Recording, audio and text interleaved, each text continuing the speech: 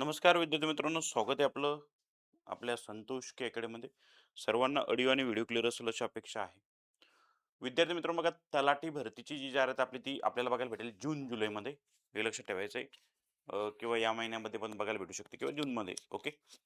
सांगायचं मला एवढं आहे की जे महत्त्वाच्या गोष्टी ज्या कॉमन आहे, ज्यामध्ये पात्रता असेल किंवा बुक लिस्ट असेल किंवा सिलेबस. आता एमपीएससी एक्झाम घेते आपली जी एक्झाम असणार तलाठी भरतीची ही एमपीएससी घेते. त्याच्यामुळे तुम्हाला उलट एमपीएससीचा पण अभ्यास होणार तुमचा आणि तलाठी भरती म्हणजे तलाठीपासून तर उपजिल्हाधिकारीपर्यंत ही सगळी पदं एमपीएससी मार्फत आपल्याला भरली जाणार हे आपल्याला बघायला भेटणार आहे. ओके. तर यामध्ये बघा, शैक्षणिक पात्रताबद्दल जर बोलायचं झालं तर शैक्षणिक पात्रतामध्ये तुम्हाला सगळ्यात महत्त्वाचं सांगतो मी, पात्रता काय असली पाहिजे.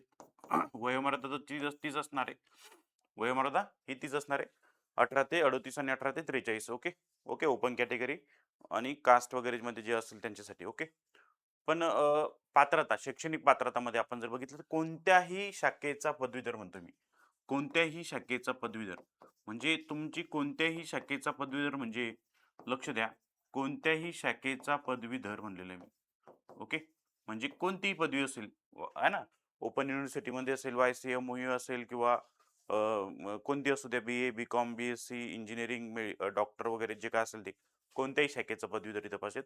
दुसरी महत्त्वाची गोष्ट म्हणजे तुमचं एम-एस-सी-आय-टी झालेलं असावं किंवा एम-एस-सी-आय-टी नसेल, तर एम-एस-सी-आय-टीच्या समतुल्य कोणता अभ्यासक्रम असेल तुमचा, ट्रिपल सी असेल वगैरे, वगैरे. जे काय झालेलं असेल तर ते असणं गरजेचं आहे. ओके. एवढं गरजेचं आहे. याच्यामध्ये टायपिंग-गिपिंगची काही आवश्यकता नाही. एवढंच तुम्हाला असणं गरजेचं आहे. एम-एस-सी-आय-टी बऱ्याचशा लोकांचं झालेलं असतं. काही-काहींचं नसतं झालं. तर त्यांनी आतापासून एम-एस-सी-आय-टी सर्टिफिकेट काढून ठेवा. आहे ना. एम-एस-सी-आय-टी जॉइन करा. आहे ना. प्रॉपर येणं तुम्हाला गरजेचं, कॉम्प्युटर नॉलेज असणं गरजेचं आहे. कारण की सध्या आपण बघतोय, सध्याच्या काळामध्ये की सगळं ऑनलाईन झालेलं आहे. ओके. 7/12 काढणे असेल किंवा गट काय तुमचं ते वेगवेगळे हे काढणं असेल, डॉक्युमेंट वगैरे, तर ते तलाठी जो असतो त्याला सगळं ऑनलाईनच काढावं लागतं. म्हणजे ऑनलाईनचं तुम्हाला लॅपटॉप म्हणजे तुम्हाला कॉम्प्युटर संदर्भात तुम्हाला नॉलेज असणं गरजेचं आहे. ओके. हे लक्षात ठेवा. त्यासाठी तुम्हाला एम-एस-सी-आय-टी किंवा ट्रिपल सी जे काय असेल ते. ओके. त्यानंतर बघा, महत्त्वाचं म्हणजे आता महत्त्वाचा पार्ट असा आहे, की सर बुक लिस्ट कोणती वापरावी? आता एक्झाम ही एम-पी-एस-सी घेणार आहे. एक्झाम कोण घेणार आहे? एम-पी-एस-सी घेणार आहे. बरोबर आहे की नाही?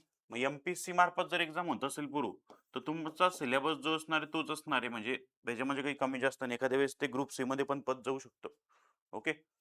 आहे ना. कारण की आतापर्यंत सरळ सेवा एक्झाम म्हणजे तशी काही झालेली नाही एम मध्ये आपण जर बघितलं. कारण प्री मेन्स ओके, प्रत्येक एक्झामला 2 एक्झाम झालेले आहे. पण सरळ सेवा भरतीमध्ये त्यांनी जर फक्त एकच एक्झाम घ्यायचं ठरवलं किंवा 2 घ्यायचे ठरवल्या, तरी तुम्हाला एक सांगू इच्छितो की तुम्ही तयार असणं गरजेचं आहे. म्हणजे तुम्हाला करायचं काय? काहीच नाही करायचं. बघा, प्री आणि मेन्सला जो सिलेबस असतो गट क आणि गट ब ला, इतिहास, भूगोल, राज्यघटना, economics, current affair, maths, reasoning, तेच मेन्सला प्रीला असतं. काही वेगळं नसतं.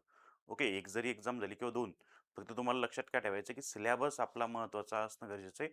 मग यासाठी तुम्हाला सगळ्यात महत्त्वाचं असेल हिस्ट्री, इतिहास. तर इतिहाससाठी तुम्हाला सगळे एम-पी-एस-सीची बुक वापरायचे तुम्हाला, एम-पी-एस-सी लेव्हलचे. ओके. इतिहाससाठी तुम्हाला जर बघितलं, स्टेट बोर्ड बेसिक, जे विद्यार्थी नवीन असेल त्यांनी स्टेट बोर्ड पहिले करा. आहे ना. 6वी ते 10वी पर्यंतचे. 11वीचं एक बुक करा. ओके. त्यानंतर तुम्हाला करायचंय समाधान महाजन सरांचं बुक. आहे ना. समाधान महाजन सरांचं बुक करा. 2 बुक आलेले बघा त्यांचे. आणि रिव्हिजनसाठी तुम्हाला तात्याचा ठोकळा करायचा आहे. ओके. आणि एक्स्ट्रामध्ये एवढंच करायचं आहे. ओके. समाधान महाजन सरांचं बुक करायचं तुम्हाला. ओके. त्यानंतर बघा, तुम्ही जर बघितलं भूगोल, तर भूगोलमध्ये तुम्हाला काय करायचं सर? सर भूगोलमध्ये तुम्हाला स्टेट बोर्ड, आहे ना, आणि महाराष्ट्राचा भूगोल चांगला करा. ए-बी सौदी सरांचं. ओके. हे लक्षात ठेवा. ओके. त्यानंतर बघा, यानंतर असेल इकॉनॉमिक्स. बघा, राज्यघटना आणि राज्यघटना. राज्यघटना पण स्टेट बोर्ड, इकॉनॉमिक्स आहे ना, स्टेट बोर्ड आहे ना. आणि कोळंबे सरांचं बुक वापरायचं तुम्हाला इथं. कोळंबे सरांचं बुक वापरायचं आहे. त्यानंतर तुम्ही जर बघितलं करंट अफेअर, करंट अफेअरला तुम्ही एम-पी-एस-सी सिम्प्लिफाईड करा. मागच्या 6 महिन्यापासूनचं करंट अफेअर तुमच्याकडे असणं गरजेचं आहे. एम-पी-एस-सी सिम्प्लिफाईडचं करा किंवा अभिनव प्रकाशनचं वापरा. आहे ना. कोणतंही वापरा, चांगली गोष्ट आहे. चांगले त्यात कव्हर होतात क्वेश्चन. आहे ना. सगळं असतं. न्यूजपेपर वाचत चला. ओके. हे लक्षात ठेवा. बरोबर आहे. त्यानंतर बघा, आपण जर बघितलं तर बघा, त्यानंतर आपण जर बघितलं सामान्य ज्ञान, सायन्स. तर सायन्ससाठी तुम्हाला वापरायचंय दीपस्तंभचं बुक किंवा किंवा तुम्हाला सगळ्यात महत्त्वाचं सांगतो, स्टेट बोर्ड जरी तुम्ही चांगलं केलं, स्टेट बोर्ड जरी तुम्ही चांगलं केलं पोरं, तरी तुमचं बऱ्यापैकी त्यामध्ये सायन्स कव्हर होतं स्टेट बोर्ड म्हणून. ओके, हे लक्षात ठेवायचं आहे. ओके. आणि मेन आपला राहिलेला subject maths and reasoning. Maths and reasoning.